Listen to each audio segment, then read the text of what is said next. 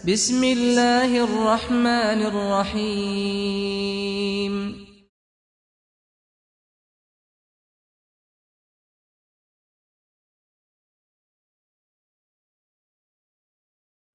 الحمد لله رب العالمين والصلاة والسلام على رسوله الكريم وعلى آله وأصحابه أجمعين ومن تبعهم بإحسان إلى يوم الدين أما بعد அன்னிமிக்க அல்லாஹ்வின் நல்லடியார்களே, உள்ளத்தை பரிசுத்தப்படுத்துவதற்கான அடிப்படைகள் நம்ம தொடர்ந்து பார்த்துட்டு வந்தோம். நேற்று 2 அடிப்படைகளை பார்த்தோம். ஒன்று, யார் ஒருவர் தன்னுடைய உள்ளத்தை பரிசுத்தப்படுத்த விரும்புகின்றாரோ அந்த மனிதர் அதிகப்படியாக மரணத்தை என்ன செய்யணும், நினைவுபடுத்த வேண்டும் அப்படின்றத பார்த்தோம். அடுத்து இரண்டாவதாக, யார் ஒருவர் தன்னுடைய உள்ளத்தை பரிசுத்தப்படுத்த விரும்புகிறாரோ அவர் நல்ல நட்புறவுகளை, நல்ல நண்பர்களை தேர்ந்தெடுத்து கொள்ள வேண்டும் அப்படின்றதையும் பார்த்தோம். அடுத்து 9வது அடிப்படை பாருங்கள்.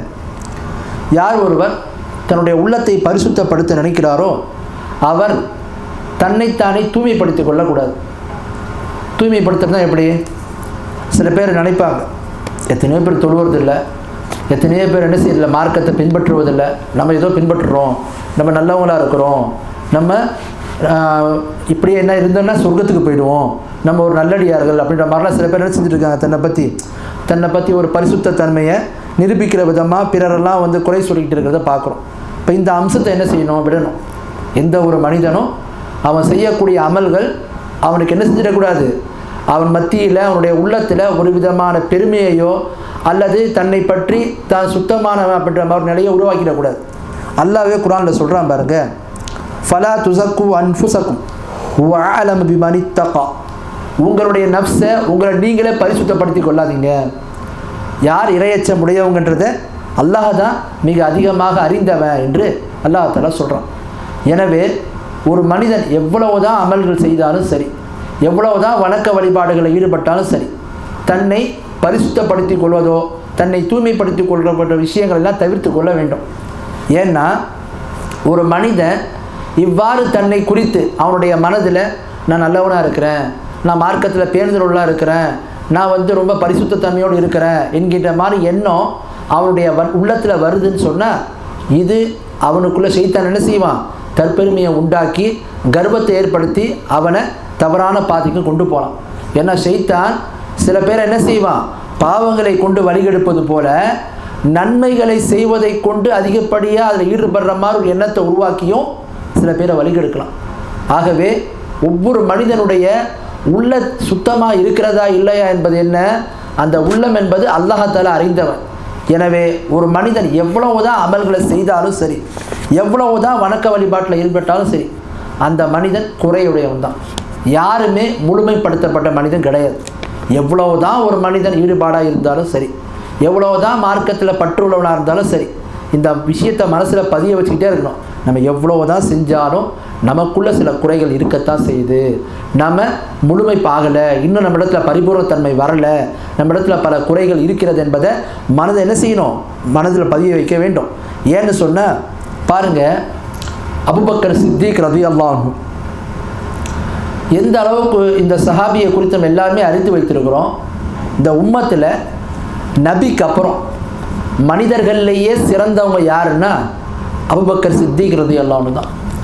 அவர்கள் அல்லாஹ்வுடைய தூதர்கிட்ட கேட்குறாங்க, அல்லாஹ்வுடைய தூதரே எனக்கு ஏதாவது ஒரு துவாவை கற்றுத்தாருங்கள், குறிப்பாக தொழுகையில் அத்தியாயத்தில் ஓதுவதற்கு ஏதேனும் துவாவை கற்றுத்தாருங்கள்னு சொல்லிட்டு கேட்குறாங்க. இந்த ஹதீஸ் புகாரியில் வருது. அப்போ ரசூல்லா பாருங்கள் அவங்களுக்கு என்ன துவா கற்றுத்தராங்கன்னா, அபூபக்கர் இந்த துவாவை நீங்கள் ஓதுங்க, அல்லாஹும்ம இன்னி வலம்து நஃப்ஸி ஸுல்மன் கஸீரா வலா யக்ஃபிரு ஸுனூப இல்லா அன்த ஃபக்ஃபிர்லி மக்ஃபிரத மின் இன்திக வரஹ்மனி இன்னக அன்தல் கஃபூர் ரஹீம். என்ன அர்த்தம் இதுக்கு? அபூபக்கரே நீங்கள் இந்த துவா ஓதுங்க, அல்லாஹ் நிச்சயமாக எனக்கு நானே என்னுடைய நஃப்ஸுக்கு நானே என்ன செஞ்சுட்டு அதிகப்படியான அநீதி இழைத்து விட்டேன், அதிகப்படியான பாவங்களை செய்து விட்டேன், எனவே என்னுடைய பாவங்களை மன்னிக்கக்கூடியவன் நீதான். ஏன்? நீதான் பாவங்களை மன்னிக்கக்கூடியவன், எனவே ஒரு இடத்தில் மன்னிப்பை நான் கேட்குறேன், நிச்சயமாக நீ மன்னிக்கின்றவனாக இருக்கிறாய், அருள் புரிபவனாக இருக்கிறாய் என்று இந்த துவாவை ஓதுங்கன்னு. பாருங்கள், அபூபக்கர் சித்திக் ரலியல்லாஹு அன்ஹு சொர்க்கத்திற்கு செல்வார்கள் என்று நன்மாரின் கூறப்பட்ட ஒரு சஹாபி. இந்த உம்மத்திலேயே நபிக்கு அப்புறம் சிறந்த மனிதர் அவங்க தான். அவங்க ஒரு துவாவை கற்றுத்தாருன்னும் போது ரசூல் என்ன செய்கிறாங்க, இந்த துவாவை கற்றுத்தராங்க. நான் அதிகப்படியான பாவங்களை செஞ்சவன், அல்லாஹ் என்னுடைய பாவங்களை மன்னிச்சிடு, நீ தான் பாவங்களை மன்னிக்கக்கூடியவன், ஏன்னு சொன்னால் நீ மன்னிக்கின்றவன், நீ அருள் புரிபவன், அதனால் உன்கிட்ட பாவம் மன்னிப்பு கேட்குறேன். அப்போ இவங்களுக்கே இந்த நிலைமைன்னா இப்போ நாமெல்லாம் ஏமாத்துறோம். இப்போ இதை நம்ம உணரணும். ரசூலுல்லாஹ் இந்த விஷயத்தின் மூலமாக என்ன தெரியப்படுத்துகிறாங்க? உம்மத்திலேயே சிறந்த மனிதருக்கு இந்த துவாவை கற்றுத்தராங்க. அப்போ நமக்கு விளங்குது, ஒரு மனிதன் என்ன தான் அமல்கள் செஞ்சாலும் சரி, எவ்வளவு தான் ஈடுபாடு உள்ளவனாக இருந்தாலும் சரி, அவன் பூரணமானவனாக ஆக முடியாது, அவன் பரிபூர்ண தன்மையை பெற்றுவிட முடியாது. எனவே மனிதன்ற அடிப்படையில் சில குறைகள் அவன்கிட்ட இருக்கத்தான் செய்யும். மனிதன்ற அடிப்படையில் சில பாவங்கள் அவன் செய்யத்தான் செய்வான். எனவே இந்த விஷயத்தை மனசில் பதிய வைக்கணும். நம்ம எவ்வளவு தான் நன்மைகளை செஞ்சாலும் சரி, நம்மள்கிட்ட குறைகள் இருக்குதுன்னு சொல்லி பாருங்கள். அப்துல்லா இப்னு அபி முலைக்கா, இமாம் புகாரி கூட இந்த விஷயத்தை, இந்த அசரை, இந்த தகவலை சஹீஹ் புகாரியில் பதிவு செய்கிறாங்க. அதில் அப்துல்லா பின் அபி முலைக்கான்ற தாபி சொல்கிறாங்க, அத்ரக்து அக்ஸர மின் சலாசீன சஹாபியன் குல்லுஹும் யகாஃபு நிஃபாக் அலா நஃப்ஸி. நான் 30க்கும் மேற்பட்ட சஹாபாக்களை சந்தித்தேன். இந்த சஹாபாக்கள் எல்லாருமே எங்கே நம்மிடத்தில் நயவஞ்சகத்தன்மை இருக்குதோ, நிஃபாக் இருக்கிறதோ என்று பயந்தவர்களாக இருந்தார்கள். சஹாபாக்கள் அவங்கள குறித்து நம்ம பார்க்குறோம். அல்லாஹ் தஆலா குர்ஆனில் அவங்கள சிலாகித்து சொல்கிறான். அல்லாஹ்வுடைய தூதர் ஹதீஸுகள் மூலமாக அவங்கள சிறப்பித்து சொல்கிறாங்க. இப்படிப்பட்ட சமுதாயத்தில் 30க்கும் மேற்பட்ட சஹாபாக்களை நான் சந்தித்தேன். அவங்களாம் எப்படிப்பட்டவங்களாக இருந்தாங்கன்னு சொன்னால், எங்கே தங்களிடத்தில் நயவஞ்சகத்தனம் இருக்கிறதோ, நிஃபாக் இருக்கிறதோன்னு என்ன செய்தாங்க? பயந்தார்கள். அப்படின்றத பார்க்கணும். இப்போ இவங்களுக்கே இந்த நிலைமைன்னு சொன்னால், இப்போ நம்ம நிலைமை என்ன? இன்றைக்கி இது மாதிரி விஷயங்களை செய்தான் நம்மளை எப்படி ஆக்கி வைத்திருக்கிறான் பாருங்கள். சில மனிதன் கொஞ்சம் மார்க்கத்தோடு தொடர்புள்ளவனா ஆயிட்டான்னு சொன்னால், தன்னை பெரிய ஒரு வழி மாதிரியும், தான் மரணிச்சிட்டா நேரடியாக சொர்க்கத்துக்கே போயிடுற மாதிரியும் நம்மெல்லாம் கற்பனை பண்ணிட்டு வாழ்ந்துட்டுருக்கோம். சஹாபாக்கள் இப்படி இருந்தாங்க பாருங்கள். உஸ்மான் ரலியல்லாஹு அன்ஹு குறித்து வருது, சொர்க்கத்துக்கு செல்லக்கூடிய சஹாபி. கபருடைய அந்த வேதனையை பற்றியும் அது சம்பந்தமான ஹதீஸுகள் சொல்லப்பட்டால் தன்னுடைய தாடி நனைகின்ற வரைக்கும் அழுவாங்களாம். எந்த அளவுக்கு அந்த மக்கள், அல்லாஹ்வுடைய தூதர் அந்த மக்களை பற்றி இந்த அளவுக்கு சிறப்பித்து கூறியும் கூட அவங்களிடத்தில் இந்த பயம் இருக்குதுன்றதை பார்க்குறோம். எனவே ஒரு முக்மீன், ஒரு முஸ்லீம் இந்த விஷயத்தில் கவனமாக இருக்கணும். நம்ம எவ்வளவு தான் அமல்களை செஞ்சாலும் சரி, நமக்குள்ள குறை இருக்குது, நம்ம பரிபூர்ண தன்மையை பெறவே முடியாது. நம்ம முயற்சிக்கணுன்ற எண்ணத்தை ஒவ்வொரு கட்டத்திலையும் நம்மகிட்ட வந்துக்கிட்டே இருக்கணும்.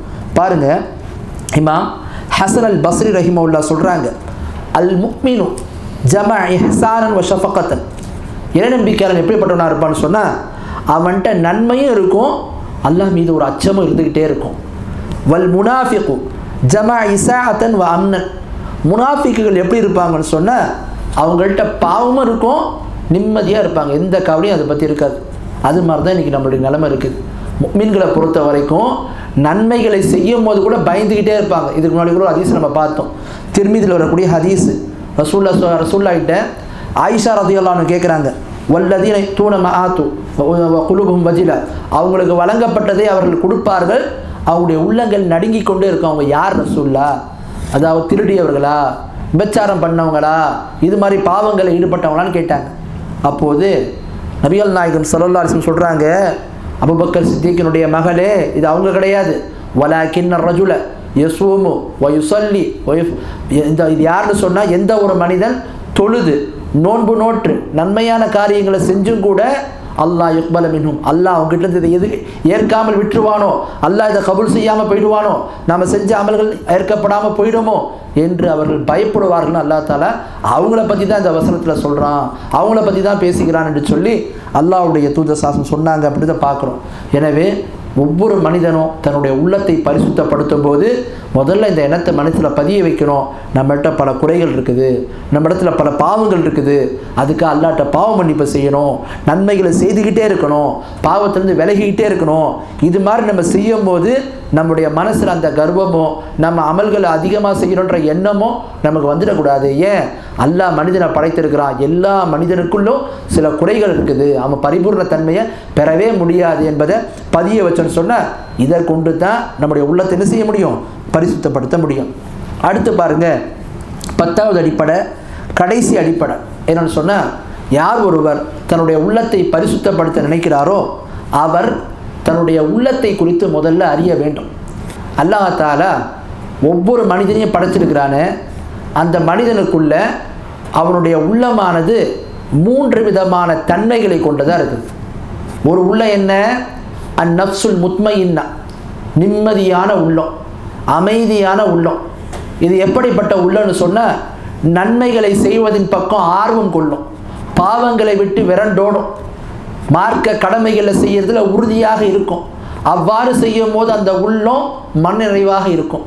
இப்படிப்பட்ட உள்ளம்தான் அந்நஃப்சுல் முத்மஇன்னா, நிம்மதியான உள்ளம். இந்த உள்ளத்தை குறித்து தான் அல்லாஹ் குர்ஆன்ல சொல்றான், யா அய்யத்து அந்நஃப்சுல் முத்மஇன்னா இர்ஜிஇ இலா ரப்பிக ராதியத்தும் ரதிய்யா ஃபதுகுலி ஃபி இபாதி வதுகுலி ஜன்னதி. நிம்மதியான ஆன்மாவே, உன்னுடைய ரப்பை நோக்கி நீ திரும்பி விடு, அதை பொருந்தி கொண்டவனாகும், அதனை ஏற்றுக்கொண்டவனாகும் இருந்து, மேலும் என்னுடைய அடியானே நீ சொர்க்கத்தில் நுழைந்து விடு, மேலும் என்னுடைய அந்த சொர்க்கத்தில் நீ நுழைந்து விடு என்று சொல்லி அல்லாஹ் தஆலா நிம்மதியான ஆன்மாவை, நஃப்சுல் முத்மஇன்னான்னு சொல்லக்கூடிய அந்த ஆத்மாவை குறித்து சொல்வதாக அல்லாஹ் இந்த வசனத்தில் சொல்கிறான். எனவே யாரிடத்தில் அவனுடைய உள்ளமானது பார்க்குறோம், ஒவ்வொரு மனிதனுடைய உள்ளத்தில் இந்த 3 தன்மை வரும். நன்மைகள் பக்கம் நம்ம போகிறோம், கடமைகளை செய்கிறோம், நன்மையான விஷயங்களில் ஈடுபடுறோம், பாவத்தை பார்த்தா நம்ம மனசில் ஒரு வெறுப்பு வருது, அதில் நம்ம தூரமாகிறோம். அப்படின்னா என்ன? இது நம்முடைய உள்ளம் நிம்மதியான உள்ளம் என்பதற்கான அந்த தன்மையில் இருக்குதுன்னு அர்த்தம். அடுத்து பாருங்க, அல்லாஹ் இன்னொரு நஃப்ஸை குறித்து சொல்கிறான். அது என்ன உள்ளம்? அந்நஃப்சுல் லவ்வாமா, நிந்திக்கக்கூடிய உள்ளம். நிந்திக்கக்கூடிய உள்ளம்னா என்ன? ஒரு உள்ளமானது அவன் மார்க்கத்துக்கு முரணாக போகும்போது, பாவங்களை செய்யும் போது அவனுடைய நஃப்ஸ் அவனை நிந்திக்கும். அவனுடைய மனசில் ஒரு உறுத்தல் வரும்.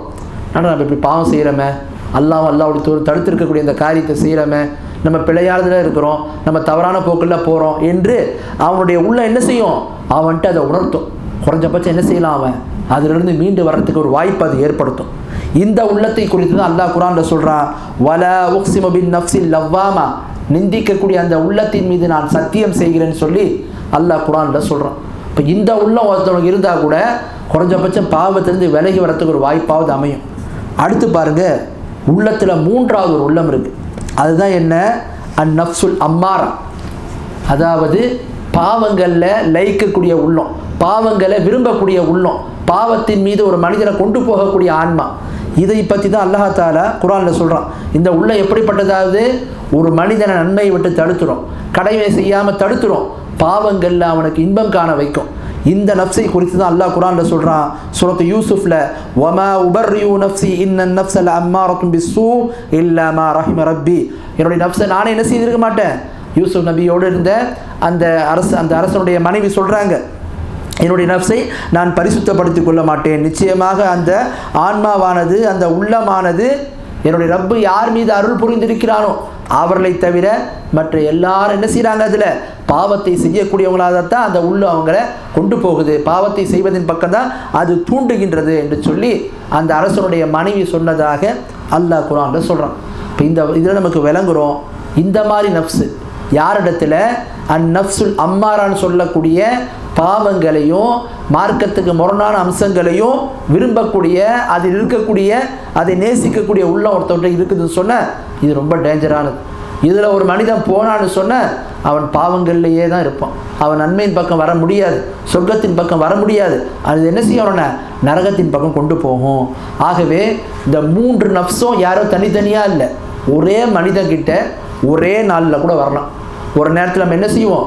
நன்மை ஒரு விஷயத்தை கேட்குறோம், மார்க்கத்தில் சொன்ன ஒரு கடமையை நமக்கு தெரிய வருதுன்னா அதை செய்து நம்ம ஆர்வம் கொள்வோம். இது என்ன? நஃப்சுல் முத்மஇன்னா, நல்ல ஆன்மா அந்த இடத்துல நமக்கு இருக்குன்னு அர்த்தம். சில நேரத்தில் நம்ம நஃப்ஸ் இந்த தன்மை மாறும். எப்படி? சில நேரங்களில் மார்க்க கடமைகளில் நமக்குள்ள ஒரு சுணக்கம் ஏற்பட்டுரும், ஒரு சில நம்ம பின்தங்குவோம், சில கடமைகளில் நம்ம சரியாக செயல்படுத்த மாட்டோம். நம்முடைய நஃப்ஸ் அதை உணர்த்தும். என்ன? நம்ம செய்கிறது தப்பு, ஒரு கடமையை நம்ம விடுறோம், ஒரு பாவத்தை செய்கிறோம், இருந்து விலகிக்கணும் அப்படின்ற ஒரு எண்ணத்தை நமக்கு ஏற்படுத்தும். இது கூட இருந்தால் கூட குறைஞ்சபட்சம் மனசு திருந்தத்துக்கு ஒரு வாய்ப்பு அமையும். 3வது இருக்குது பார்த்தீங்களா, அந்நஃப்சுல் அம்மாரா, தீ ஆன்மா. இது ஒரு மனிதன்கிட்ட இருந்ததுன்னு சொன்னால் அந்த மனிதன் திருந்தறதுக்கான வழிகளே இருக்காது. அது எல்லா வழிகளும் என்ன செய்யும்? அடைச்சி அந்த பாவத்தின் மீது ஒரு மனிதனுடைய உள்ளத்தை என்ன செஞ்சிடும்? லைக்க வச்சிடும், இன்பம் காண வச்சிடும். இது இருந்ததுனால தான் ரொம்ப டேஞ்சரான விஷயம். ஆக கண்ணியமிக்க அல்லாஹ்வியார்களே, ஒவ்வொரு மனிதனும் தன்னுடைய உள்ளம் தொடர்பான விஷயத்தில் கவனம் எடுத்துக்கொண்டே இருக்க வேண்டும். ரசூலுல்லாஹ் சொல்கிறாங்க, அலா இன்ன ஃபில் ஜஸதி முத்கா, நம்முடைய உடலில் ஒரு சதை பகுதி இருக்குது, அது சரியாச்சுன்னு சொன்னால் எல்லாமே சரியாயிடும். அது சீர்கட்டு போச்சுன்னா எல்லாமே சீர்கெட்டு போயிடும். அலா வஹியல் கல்ப், நன்றாக அறிந்து கொள்ளுங்கள், அதுதான் உள்ளம். நாங்கள் ரசூலுல்லாஹ் புகாரி வரக்கூடிய ஹதீஸ். ஆகவே உள்ளத்தை பரிசுத்தப்படுத்தக்கூடிய நாம நம்முடைய நஃப்ஸ் எந்த தன்மையில் இருக்குது, என்ன நிலையில் இருக்குதுன்றதை நம்ம என்ன செய்யணும், ஒவ்வொரு கணமும் பார்த்துக்கிட்டே இருக்கணும், அதை பரிசோதிச்சுக்கிட்டே இருக்கணும். பாருங்கள், உமர் ரலியல்லாஹு அன்ஹு சொல்கிறாங்க, ஹாசிபு அன்ஃபுஸக்கும் கப்ல அன் துஹாசபு. மக்களே, உங்களை அல்லாஹ் கேள்வி கணக்கு கேட்கறதுக்கு முன்னாடி உங்களை நீங்களே கேள்வி கணக்கு கேட்டுக்கிடுங்க. நம்ம என்ன நிலைமையில் இருக்கிறோம், எப்படி மார்க்கத்தில் நம்ம பேருந்துலாம் இருக்கிறோம், எவ்வளோ மார்க்க கடமைகளை விடுறோம் என்பதை உங்கள்கிட்ட குறித்து விசாரிப்பதற்கு முன்பு நீங்கள் உங்களை விசாரித்து கொள்ளுங்க. வதினு அன்ஃபுஸக்கும் கப்ல அன் துவாதனு, உங்களுடைய நஃப்ஸை அளவு செய்வதற்கு, உங்களை அளவு செய்யறதுக்கு முன்னாடி நீங்கள் உங்களுடைய நஃப்ஸை அளவு செஞ்சுக்கிடுங்க என்று சொல்லி சொன்னாங்க. அலி ரலியல்லாஹு அன்ஹு சொல்கிறாங்க பாருங்க, இன்ன துனியா கது வல்லத் முத்பிரத்தன், நிச்சயமாக இந்த உலகமானது நம்ம அதை விட்டு போய்கிட்டே இருக்கிறோம். வல் ஆஹிரத்து முக்பிலத்துன், நாம் மறுமையை நோக்கி முன்னோக்கி வந்துக்கிட்டே இருக்கிறோம். உலகம் நம்மளை பின்னோக்கி போயிட்டே இருக்குது. ஒவ்வொரு நாளும் கடக்க நாம் மறுமையை நோக்கி வந்துக்கிட்டே இருக்கிறோம். வலி குல்லி வாஹிதத்து மின்ஹுமா பனூன், உலகத்துக்கும் மறுமைக்கும் ரெண்டுக்குமே வாரிசுகள் இருக்கிறாங்க, குழந்தைகள் இருக்கிறாங்க. ஃபகூனு மின் அப்னாயில் ஆஹிரா, நீங்கள் மறுமைக்கான அந்த வாரிசுகளாக நீங்கள் ஆகிவிடுங்கள். வலா தகூனு மின் அப்னாயி துனியா, நீங்கள் இந்த உலகத்துக்கான வாரிசாக மட்டும் இருந்துடாதீங்க. ஏன், ஃபைன்னல் யௌம அமலுன் வலா ஹிசாப், இந்த உலகம் எப்படிப்பட்ட நாள்னு சொன்னால், இந்த உலகம் எப்படிப்பட்டதுன்னு சொன்னால், நீங்கள் வாழக்கூடிய இந்த நாளில் நீங்கள் செயல்படலாம், அமல் செய்யலாம், நன்மையான காரியங்களை செய்யலாம். இப்போ கேள்வி கணக்கு எதுவுமே கிடையாது. வகதன், ஆனால் நாளைக்கு மறுமையில் ஹிசாபுன் வலா அமல், மறுமையில் கேள்வி கணக்கு மட்டும்தான் இருக்கும், அங்கே அமல் செய்கிறதுக்கான அவகாசம் தரப்படாது என்று சொல்லி சொன்னாங்க. இது புகாரில் வரக்கூடிய அந்த இதில் பார்க்குற தகவலில். ஆக நிமிக்க அல்லாஹ்வுடையார்களே, ஒவ்வொரு மனிதனும் தன்னுடைய உள்ளம் தொடர்பான விஷயத்தில் ரொம்ப கவனமாக இருக்கணும். எந்த ஒரு அறிவுரையை சொன்னாலும் சரி, மார்க்கத்தில் ஒரு ஹதீஸை கேட்குறோம், ஒரு குர்ஆன் ஆயத்தை நம்ம கேட்குறோம், இது நமக்கு மாற்றம் வரணும்னு சொன்னால் இந்த மாதிரி உள்ளத்தை நம்ம பரிசுத்தப்படுத்தி வச்சுருந்தா தான் அந்நஃப்சுல் முத்மையின்னா, அல்லது குறைஞ்சபட்சம் அந்நஃப்சுல் லவ்வாமா, இந்த அளவுலாவது இருந்தால் தான் நம்ம ஓரளவாக திருந்த முடியும். அதையும் நம்ம கடந்து போயிட்டோன்னு சொன்னால் அந்நஃப்சுல் அம்மாரான்னு சொல்லக்கூடிய பாவங்களில் இன்பம் காணக்கூடிய, அதில் லயிக்கக்கூடிய ஒரு நிலைக்கு நம்ம வந்துட்டோன்னு சொன்னால் உபதேசங்களும் அறிவுரைகளும் பயனளிக்காமல் போயிடும். ஆகவே கண்ணிமிக்க அல்லாஹ்வுடையார்களே, அல்லாஹ்வுடைய தூதர் பிரார்த்தித்தார்களே, அல்லாஹும்ம ஆத்தி நஃப்ஸி தக்வாஹா வதக்கீஹா அன்த கைரு மன் தக்காஹா அன்த வலியுஹா மௌலாஹா. அல்லாஹ், என்னுடைய நஃப்ஸுக்கு நீ இறையச்சத்தை தா, என்னுடைய உள்ளத்திற்கு நீ இறையச்சத்தை தா, அதை நீ பரிசுத்தப்படுத்து. ஏன் பரிசுத்தப்படுத்துவது, நீதான் மிக சிறந்தவன், ஏன் நீதான் அதனுடைய காவலாளி, நீதான் அதனுடைய பொறுப்பாளி என்ற துவாவை அதிகமாக ஓதிருக்கிறாங்க. எனவே காலையிலும் மாலையிலும் சொல்லப்படக்கூடிய துவாக்கள், அதே மாதிரி மார்க்கத்தில் ஒரு விஷயம் நமக்கு தெரிய வருது, நன்மன் சொன்னால் அதை செய்யணும், பாவங்கள் சொன்னால் அதை விட்டு விலகணும், இதெல்லாம் ரொம்ப முக்கியம். ஏன், இது அல்லாஹ் நமக்கு கொடுத்துருக்கக்கூடிய இந்த அவகாசத்தை நம்ம செஞ்சுக்கிறோம். எப்படி அலி ரலியல்லாஹு அன்ஹு சொன்னாங்களோ, இன்றைய தினமானது அமல் செய்வதற்கான தினம். இப்போ கேள்வி கணக்கு நீங்கள் கேட்கப்பட மாட்டீங்க, ஆனால் நாளை நீங்கள் மரணித்ததுக்கு அப்புறம் அமல் செய்யறதுக்கான வாய்ப்பு இல்லை, அங்கே கேள்வி கணக்கு தான் இருக்குது என்று சொல்லி சொன்னாங்களே. இதை உணர்ந்து நம்முடைய நஃப்ஸை திருத்துவதற்கும் நாம் மார்க்க உபதேசங்கள் படி நடப்பதற்கும் நாம் மாறணும்னு சொன்ன இந்த மாதிரி விஷயங்களை அறிந்திருந்து, இது மாதிரி விஷயங்களை தெரிந்திருந்து நாம் நம்முடைய நஃப்ஸை பரிசுத்தப்படுத்துவதில் நம்ம கவனம் எடுக்கணும். ஆக அப்படிப்பட்ட மக்களாக அல்லாஹ் என்னையும் உங்கள் அனைவரையும் ஆக்கி அருள்வானாக. வ ஆஹிரு தஅவானா அல்ஹம்துலில்லாஹி ரப்பில் ஆலமீன்.